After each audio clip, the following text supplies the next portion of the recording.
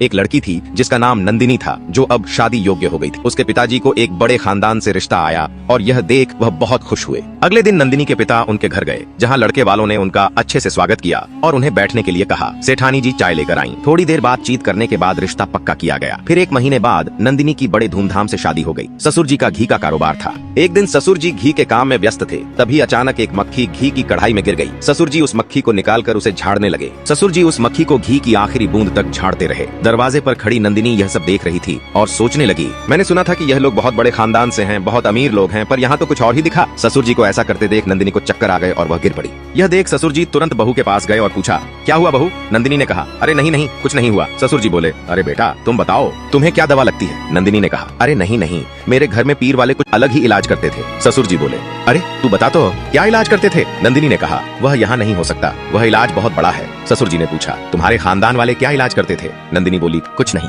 मेरे पिताजी 2-4 हीरे ओखली में डालते थे और उन्हें मुसर से कूटकर मेरे माथे में लगा देते थे। ससुर जी को 1 मिनट भी नहीं लगा। उन्होंने 1 किलो हीरे लाकर ओखली में डाले और जैसे ही वह कूटने वाले थे, तभी नंदिनी ने जल्दी से कहा, अरे नहीं नहीं मैं ठीक हूँ, मुझे कुछ नहीं हुआ। ससुर जी ने कहा, अरे बेटा तुमने ही तो कहा था यही इलाज है। नंदिनी बोली, नहीं नहीं मैं ठीक हो गई हूँ, मुझे कुछ नहीं हुआ, इसे दूर रखो। निष्कर्ष, मक्खी में से आखिरी बूंद निकालना धर्म और कर्तव्य था और अपनी बहू की बीमारी में सब कुछ लुटा देना भी कर्तव्य था।